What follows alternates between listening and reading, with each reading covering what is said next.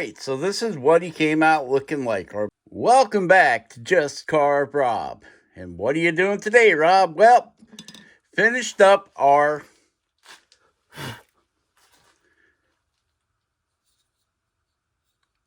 wizard. Think about it, Rob. Okay, let's get this chair over here. And all we're gonna do is we are going to use the Modge Podge. Oh, just when you think you got it, you don't. Got a little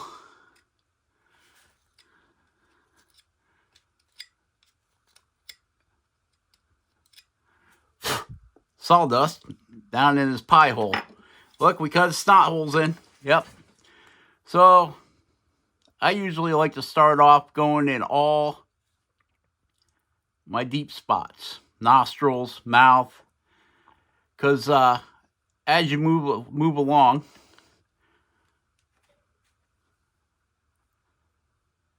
that is the last place I want this Modge Podge to stay. So as we move him around, it'll run out of his nose and run out of his mouth, and we can just blend it in. Okay, so we got the nose and the mouth done first, and now we're just going to do the hat. Well, put a little water in this Modge Podge. I bought this great big can of it at a good deal. I don't remember where I bought it, but anyway, I bought this great big can of this stuff on a good deal on it, right? So you guys know I use this on all my carvings. I'd say 95% of them. There is 5% of them that I don't put any finish on, or they don't get done, or you know how that goes. They get put off to the side, and someday I'll come back and finish them. Like, they're probably ready for the Modge Podge. I don't know if they're done yet. You run into that a lot. You don't know when something's done. You have to put it down and say, well, I'll come back to it and I'll make a decision on that later. Because there might be something else you want to do to it. But at that particular time, you don't feel you have the skill to do it. And you got all this time into this carving, and you want to just go ahead and, instead of rushing it, you want to practice that skill, like eyes or something like that. Maybe a mouth or the nose, not the nostril flares. I have a lot of my older carvings up there that I look at now, and I'm like, well, I should have done this and I should have done that. But it's the best I could do at the time, right? That's all you can do. It's all an experiment. You're just messing around. It's not like you're prototyping rocket ships or atom bombs. You're just doing some wood carving. Back in industry, I used to have to do a lot of prototyping for different projects. Number one, to prove that they were a worthwhile idea. And number two, they would actually function the way the engineers wanted them to.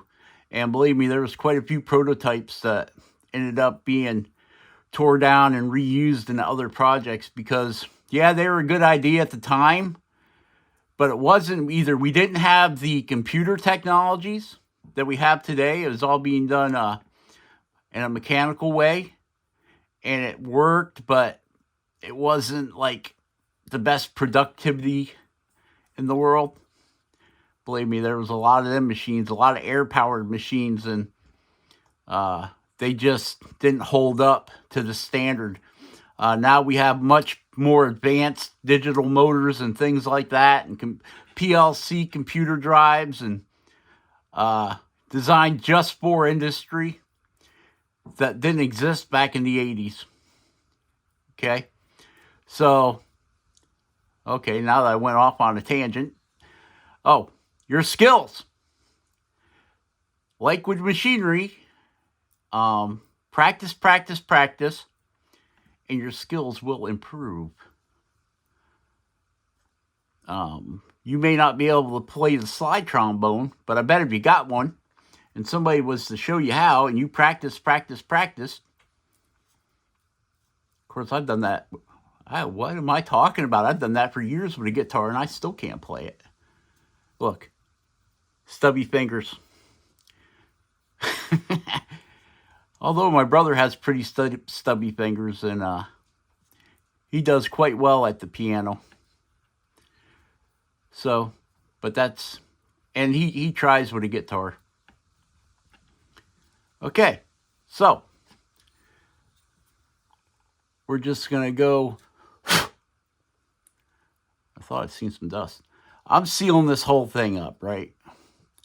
I'm going to do the backside of the mustache beard, even though you may never see it. If for some reason somebody decides to, well, we're going to take this apart. We bought this thing from Just Carve Rob. It's ours now. There is sawdust in there. We're going to tear it down, see how he did it, and we're going to make 1 million of them. We're going to make $1 billion off this idea. Yeah, okay. If you can, God bless you, more power to you. I got no trademark on nothing except Just Carve Rob, the brand. Okay. There. We got that all coated in there. Got every little bit we could get. Oh, see? You turn them upside down, you see something new. Now, you guys see me stick that brush up in there, right? Well, it never hurts.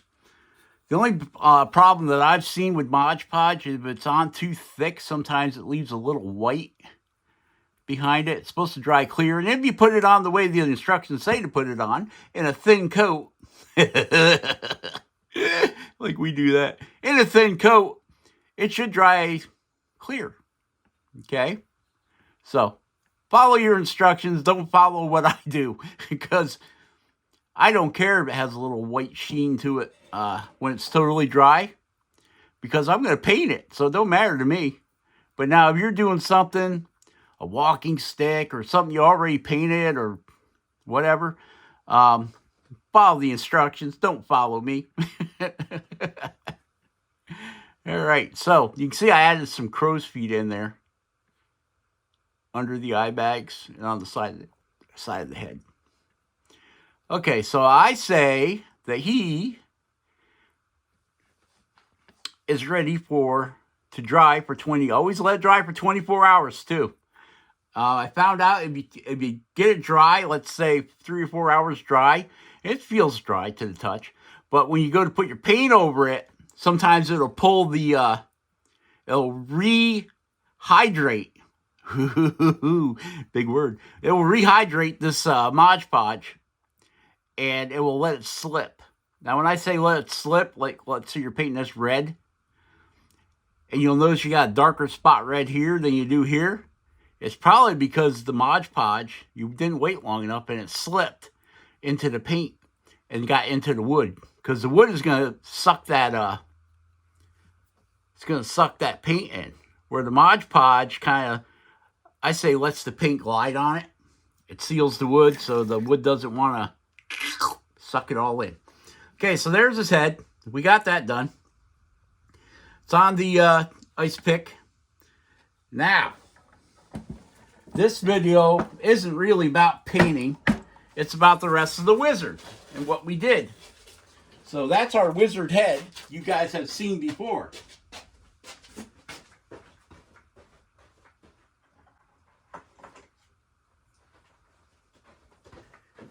Now we're going to do the rest of the story. Okay. So the rest of the story is Jordy over at Carving Fusion. We were talking and he said, Rob, I challenge you to carve a wizard like the one I'm carving. Because over on Carving Fusion World of Wood Carvers, he's carving a wizard. That must be epoxy there. There we go.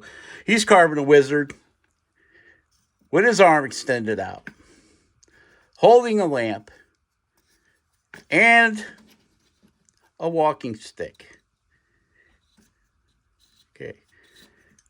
Boop, just like that. Okay, well, I've made mine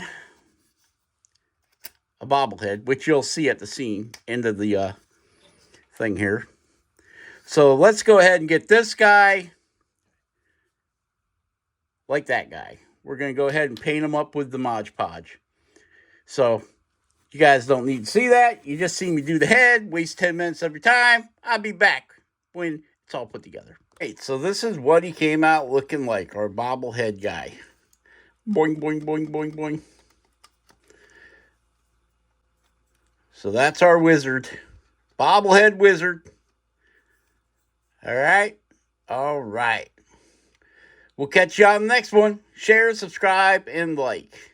Bye-bye. Bye-bye. Bye-bye. Bye-bye. Bye-bye. Bye-bye.